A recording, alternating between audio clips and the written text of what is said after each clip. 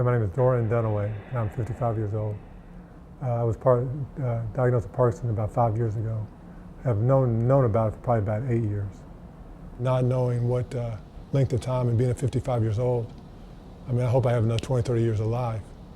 I don't want to be on drugs for the next 20, 30 years because of the problems with longevity on drugs and so on. From my perspective, they've spent hundreds of millions of dollars at other foundations, and they've had very little dramatic improvement within the disease, and it's very discouraging. And with the results that I've had with Speedflex, there's some promise that if we can understand how it works, we can map that across multiple populations. And as I'm pushed on the machine, I'm saying to myself, you're not going to get me today.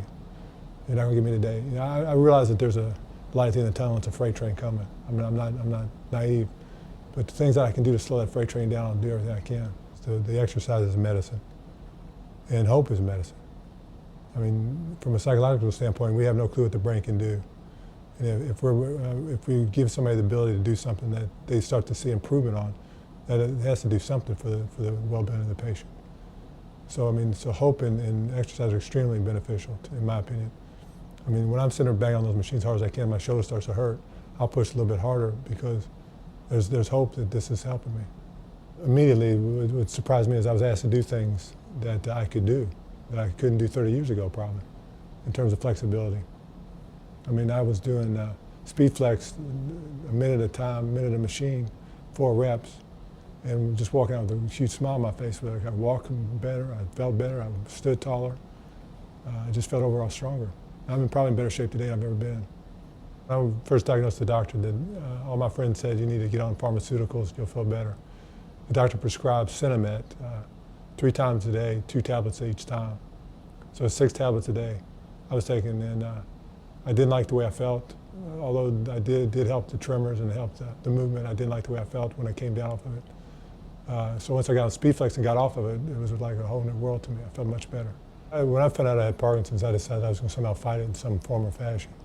Drugs, I took the drug, they put me on drugs, and the drugs, although would help alleviate some of the symptoms, was just terrible when I came off the drugs. The after effects was terrible. The symptoms became worse.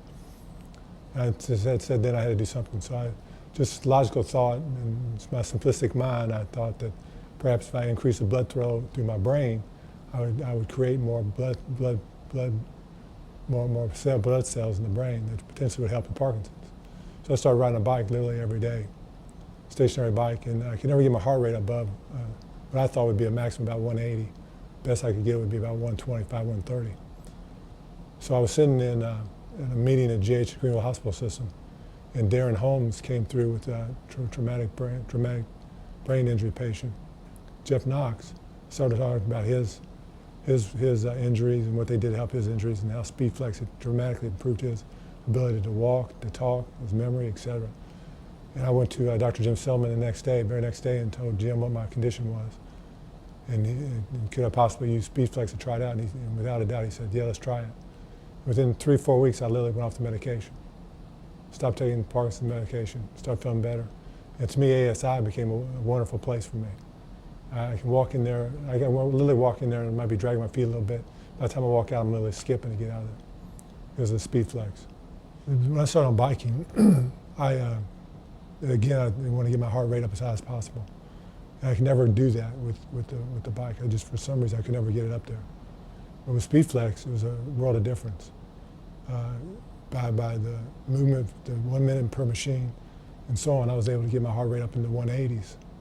And when I initially started doing the biking, I'd walk out of the gym after the biking, I would feel pretty good, but it would wear off very rapidly. I walked out after Speedflex, it seemed like it never wore off. It just kept on feeling better and better. Is when I was going to work out in the gym each day, and I'd ride the bike and I'd lift weights, it was very hard to determine what I could lift each day.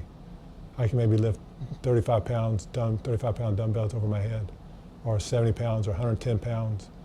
The problem was that once you got the weight elevated, you had to bring it back down. And if I had a tremor, potentially the weight could tip and I could drop it. If I just didn't feel strong that day, I could potentially drop it. With Speedflex,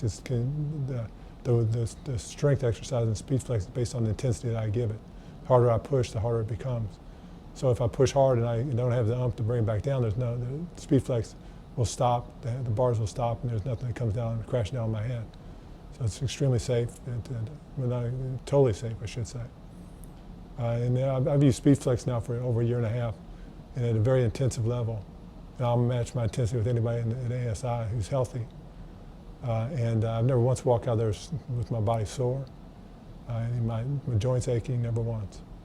Surprisingly, when I started using free weights, I was mimicking some of the movements at Speedflex that I didn't know it at the time. But I was mimicking. But the problem with that is that once you get the free weight up in the air, you've got to bring it down. Where with Speedflex, you can get the machine up in the air and just let it go, and there's no harm, no foul. With the free weights, you get them up in the air, you got to negotiate them back down, or you're going to be in big trouble. And the problem with that is that again with Parkinson's, if it's not a good day, I can maybe lift 50 pounds. Today I can only lift 25 pounds. That was hard to judge. With Speedflex, it's dependent on the resistance you give to the machine. So I can control how heavy I push, how much weight I lift, that type of stuff. So with Speedflex, I get what I put into it. I mean, it's within the exercise. If you don't try hard, you're not going to get a lot of results. So the harder I try, if it's a good day, I can try very hard. If I feel like I'm not a very good day, I can try as hard as I can that day, but yet still get the benefits from Speedflex. With Speedflex, I definitely get better balance. I can literally do it on one leg, switch legs. I can do it with one arm.